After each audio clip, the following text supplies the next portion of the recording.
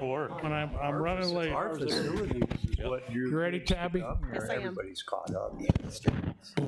Okay, I'd like to welcome everybody to the Sarpy County and City's Wastewater Agency meeting. Today's Wednesday, July 22nd, 2026 at 4:01 p.m. Copy of the Nebraska Open Meeting Act is on the north wall of the agency boardroom, and we'll hold the meeting in accordance with those. If there's anybody here from the public that wants to address the board on any agenda item, you're welcome to do so. But since there's nobody from the public here, unless Jose wants to come up sometime. But okay, so we can pass through that. We got all six agency members here today, along with our administrator and our project engineer. And if you would, silence your cell phones. Let's stand for the Pledge of Allegiance. I pledge allegiance to the flag of the United States of America and to the republic for which it stands, one nation, under God, indivisible, with liberty and justice for all. Are there any comments from the agency board? Okay, then we'll get right into our staff update, starting with our administrator, Dan Hoynes. Thank you, Mr. Chair, member mayors. Start off the report today to special thanks to Amber Hoteling, the Sarpy County Clerk and Register of Deeds, for supplying us Tabby to get us through our transitional phase of the agency secretary. As you're well aware that we reclassified that position, so we're in the process of looking to fill that part-time position. Tabby, she works for Amber, but she's helping us, and seated, I guess, behind is Katie Adams. Katie comes to us through a temp staffing agency, just starting, and so we're just going to orient that for a couple of months here maybe and see where it takes us until we get this thing transitioned to full-time. So thank you, Tabby, and welcome, Katie. Got back last week from my trip to DC, and overall I think it was a very good trip. It's really hot there like it is here. Congressman Bacon's office confirmed that they did submit the full 4.9, and then Mark Dreiling emailed me a couple of days ago and said that it has been, use a term that he gave me, the House side has already baked everything into appropriations on that particular one. I don't know if that's certainty or not. That's a cut and paste from what he told me, but it's been baked in. Did get really 30 solid uninterrupted minutes with Senator Fisher. Tim and I did, and she was very engaged. Her staff knew what was going on.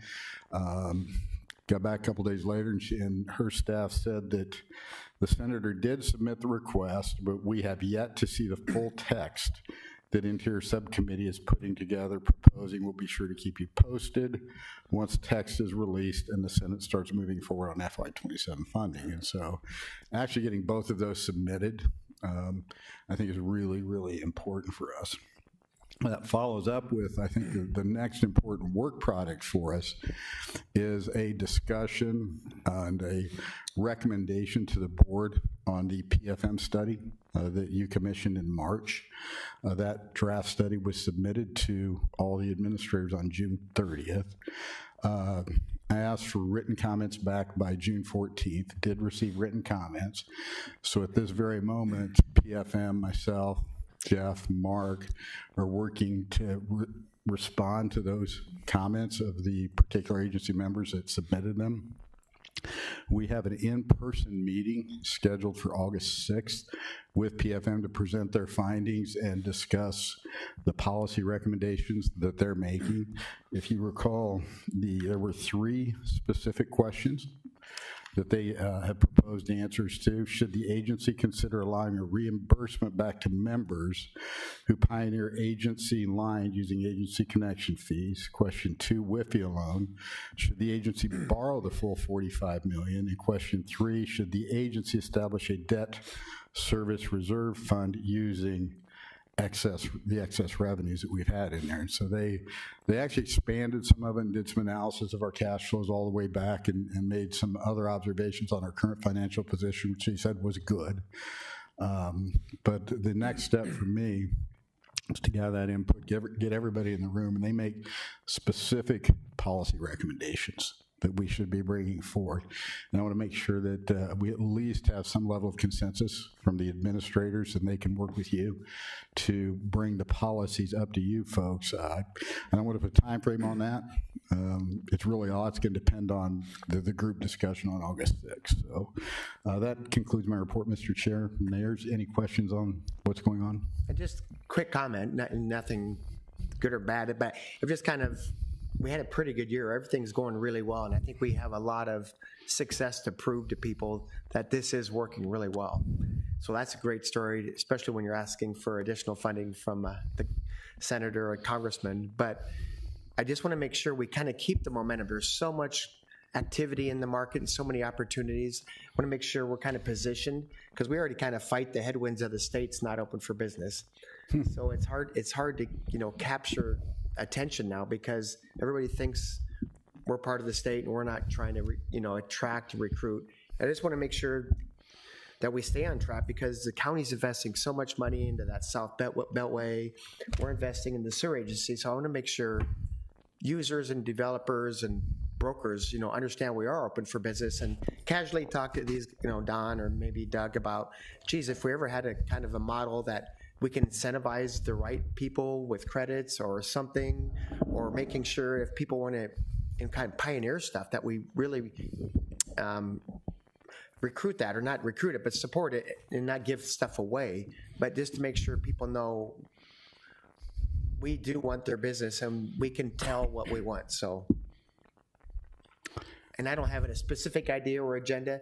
It's just in my one day job, I deal with this a lot. I hear a lot of different things, and in Gretna, obviously, we deal with a lot of development. So I'm just want to make sure that the momentum we've created is kind of continued. Right. I'm not sure if it funneled down or up to your level yet, but one of the legislative leave behind sheet that I took out to DC with me, actually HDR helped with that, and they did a really good job of just a 2-pager that talks about what we've accomplished and what the economic impact of this. And I think that 1-pager was very helpful out in DC to hand that. But consistent with what you're asking, Mayor, I've been asked to sit on the commercial real estate thing at the Quest here in next month, I think, as a panelist for infrastructure in here. And so I'll be doing that. Been asked to sit and work with Grow Sarpy to help do some recruitment and talk about what we're doing. And so every opportunity we get, I'm trying to take that. And if any of you ever see one and you want to volunteer, our staff, our agency, give me a call. I think the key will be the outcome of the financial report and the policies that come out of that, because I agree with you. So I should know this, but so all the mayors have a copy of the study? Because I didn't. I gave it to the admin, so it would have been up to the admins. I assume they would have shared it with them. But all the mayors, have you guys seen the report? I haven't seen it. No. Can you please send it out to the mayors? And the reason I think that's important is because I know the administrators are talking to other people, and I think it's been released even though it's still draft. So I don't want anybody getting blindsided by a phone call from some developer going whatever. So yeah. I would appreciate it if you said. Yeah, I certainly can do that. And it is marked draft, but I certainly have no problem sharing it. As a general rule, I think most of you know why I'm hypersensitive to working through administrators. I spent a couple of days doing that myself. They're the ones but I certainly can send that out to them with a copy to your administrator. I think it would be good so they at least get eyes. It's not very long, so 12 pages, I think. Yeah, but it's well written too. It's pretty good. Intense document that's got some key metrics in it, I think, that are really important to us. So, well, and that would only help us when our administrators are talking to us, if the more informed we are. But, on Mike's point and stuff, we've got to continue to look outside the box. Even if we get the federal money from Fisher and from Bacon and everything, we've still got hundreds of millions of dollars of sewer projects that we need to do. So we've got to think outside the box on how can we get that built, who can help build that, what's the reimbursement, if there is, and everything. And I think David's right. When we get that report, I think that's the next thing, is to really look at every option out there, and hopefully there's more than one. So Right, you know, that'll be a big charge to you, to be honest. right, yeah, and we talked about some of that in DC. Like, there's even some Commerce Department funding we may qualify for specific projects. Lisa Sheevy's actually given me some code name projects to try and write grants for that particular Commerce Department funding in here, and so anything you may come across, we certainly know that this is not a tax-supported function, and we need to build it fast. So Sarpy has a great story to tell right now. It has a great story, and I think this is a great time for me where we're at. We just got to make sure we are good stewards of that opportunity. yeah, maybe a little biased, but I'm sure not ashamed to try and carry that water for you. So. All right, thank you, Dan. Yeah, thanks, Dan. Jeff Thompson, project engineer. And Mark's on vacation today too. So. Yeah, I got that. Okay. Chairman Kelly, agency member Bears, thank you. Jeff Thompson, project engineer for the agency. Just a few notable things on my side this month. With the absence of our secretary, I've had to pick up the CDS grant process and kind of work through that $2 million that we got from Bacon's office that was specifically earmarked for the Phase 1B easement and right-of-way acquisitions for that particular work, which would subsequently support the Bacon and Fisher work, as well as any additional WIFI funding that we were to spend. So it's kind of all goes hand in hand, but a lot of paperwork there. EPA Region 7's administering those funds, and as you know, with the federal government, nothing's easy. So just working through all that paperwork and that process there.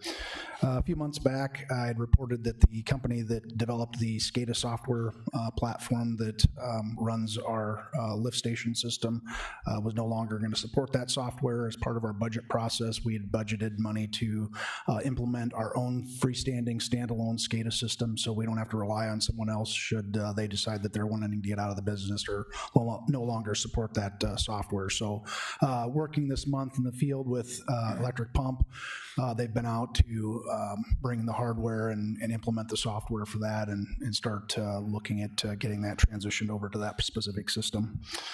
With year end, been compiling several reports in relation to where we're at with overall flow projections and how those align with our budget, and things seem to be aligning fairly well in regards to that.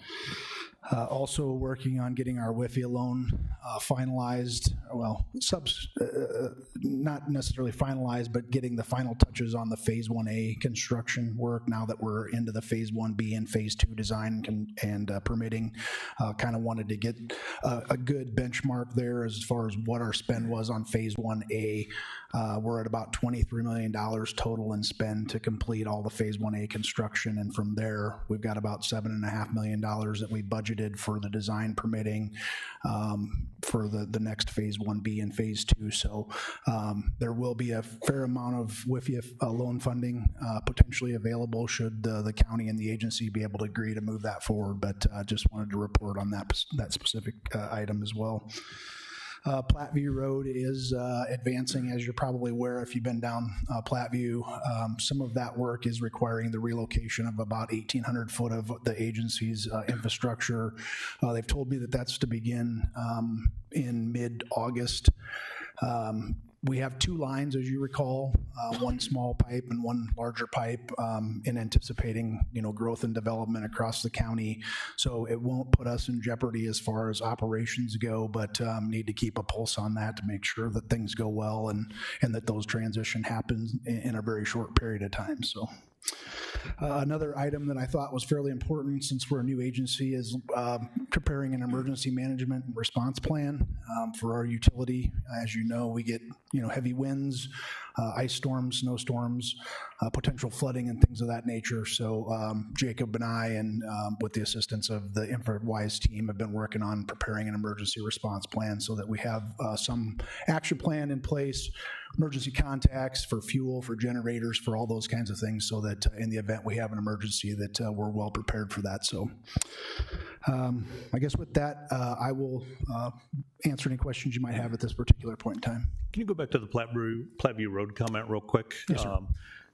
being that far south, I might miss it. Is that county work that's being done that's impacting the agency? Or is Yeah. that agency work? No, it's the county expressway work that is impacting the agency's infrastructure. So I thought when we did the sewer work, we did that in the right-of-way of the future layout. So did we miss a line, or are they encroaching in us?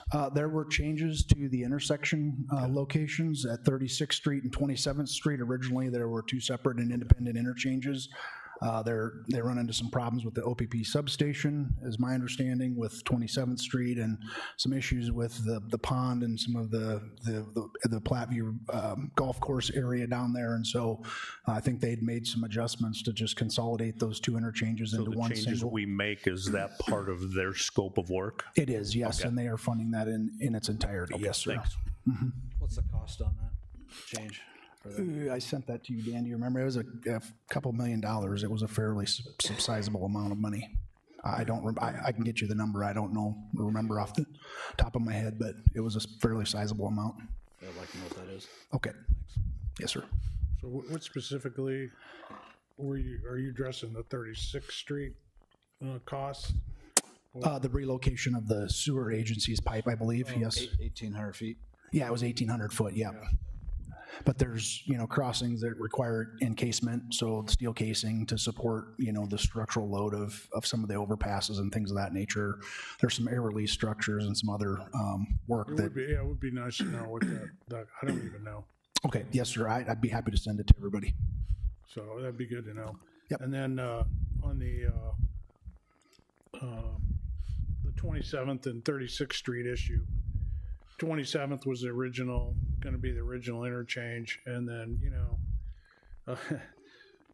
when you're on an expressway and you dump off into two gravel roads, it's not an ideal situation. So Yeah, certainly not being judgmental or critical of I know, the but changes. that it's was just part of the reason for the realignment. They they moved it down to 36th Street Yeah. as the first major intersection, which made some sense, but there were some other issues involved with that Mayor Hike knows more about than I do, but that's created some additional expenses. But the thing I wanted to say is that I have shared that study, that draft, with the commission, because the county has to backstop it, so I want to start getting that support on board. And so far, everyone's been pretty happy with what they see. The financials look really strong, and there's really, there's always a concern about where's the pinch points, but there really aren't any. So it's a good news story. So I don't anticipate any problems. I don't speak for the board, but my sense is that it'll get support. So that'll be good. So you seen the plan? The what? You have the plan? It was given to all the administrators, and Okay. mine administrator shared it with me. Okay. So then I shared it with the board, the county board. And I just made the assumption that you guys all had it. And when Dan was talking, it kind of dawned on me, because one of the things that was recently shared, and I'm pretty sure we all got it, was there were some comments about the plan that came, I think, from the city of Papillion. But the comments really don't make much sense to you if you haven't read the plan. I just thought that's why I thought it up. I thought that was a good idea. I made assumptions I didn't validate, that maybe you guys already had it, but you didn't. And I don't think your administrators were instructed to give it to you or anything like that. I'm not trying to back the bus over any of your administrators, but I just want to make sure you guys have eyes on it, so you're aware of it and know and have seen it. So that's important. So. Anything yeah, else, we'll get that Jeff? out. No, Okay, sir. Well, just stay close, okay, because you're up pretty quick here. Yes, sir. The claims report, Mark is on vacation, but the claims report is in our agenda, so look it over. If you have any questions, ask Dan, and he'll get you an answer.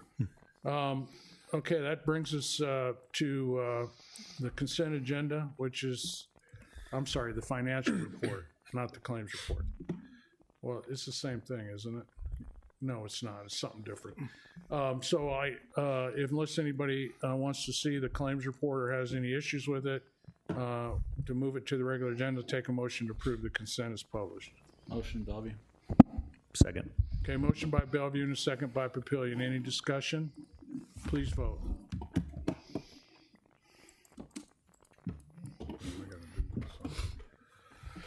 Motion passed. Okay. Regular agenda, meeting minutes, motion, please. Motion to approve. Second. Motion by Gretna, second by Springfield. Please vote.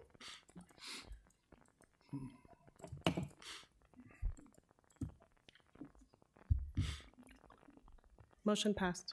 Okay, first item on the regular agenda of action is Resolution 20, approving professional services proposal by Evoca Water Technologies. Jeff Thompson, Agency Project Engineer. Chairman Kelly, agency member mayors, Jeff Thompson, project engineer for the agency. This particular item is just a renewal of our contract with Evoqua. They've been providing us with the bioxide chemical, which is a calcium nitrate product that we utilize for predominantly odor control, but also corrosion control and odor control. So this is a renewal. It's about 3 cents a gallon.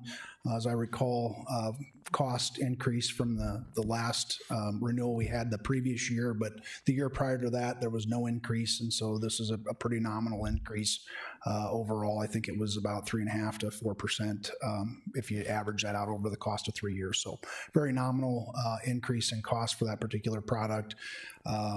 And, you know, we continue to utilize their services for servicing the system that paces that chemical into the system. So happy to answer any questions you might have. Questions? Motion approved. Second. Motion by Papillion, second by LaVista. Any further comments? Please vote. Okay, item 7 is Resolution 21, Motion approving the passed. boundary. Oh, sorry, Gabby. Thank you. Approving the boundary line agreement, Springfield Lift Station site. Jeff. Chairman Kelly, agency member mayors, Jeff Thompson here again. Jose, if you don't mind, could you get the screen up for me? Thank you.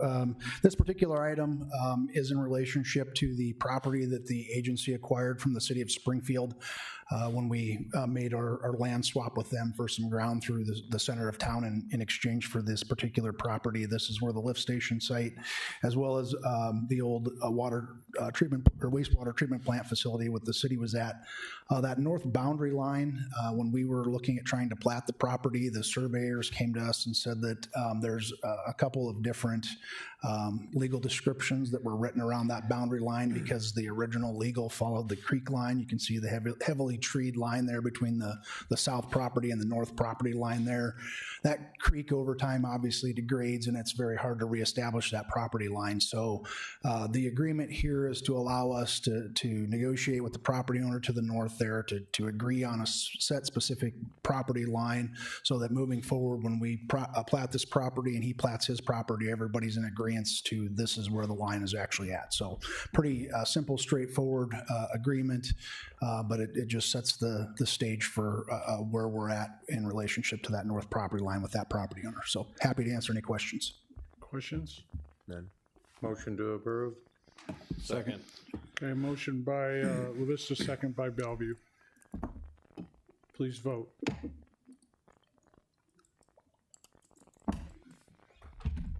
Motion passed. Yeah. Thank you. Thank you, Jeff. Okay, item 8 is executive session. I'd make a motion to go into executive session for the protection of public interests to discuss legal matters. Second. Motion by LaVista, second by Gretna to go into executive session. Please vote.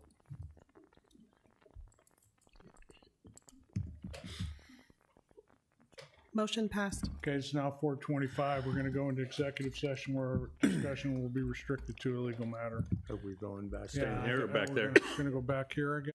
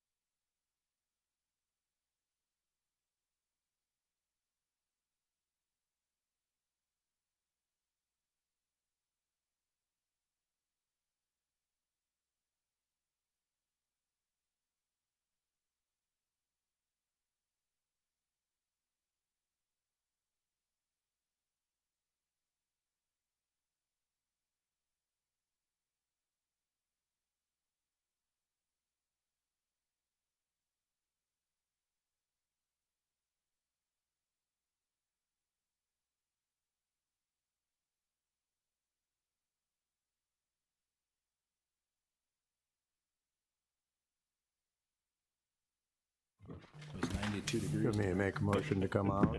Phil went in there. I think I read the script. I think you read it, okay. Yeah, it's now, are we ready, Tabby? Yes. Okay. It's now 4:33. At 4:25, we went into executive session where our discussion was restricted to a legal matter. I need a motion to return to the regular session. So move, Bellevue. Second. A motion by Bellevue, second by La Vista. Please vote.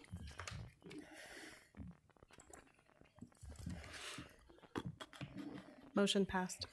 Okay, our next meeting's August 26, 2026. All agenda items have been addressed as published in the Sarpy County and Cities Wastewater Agency Board is adjourned. That was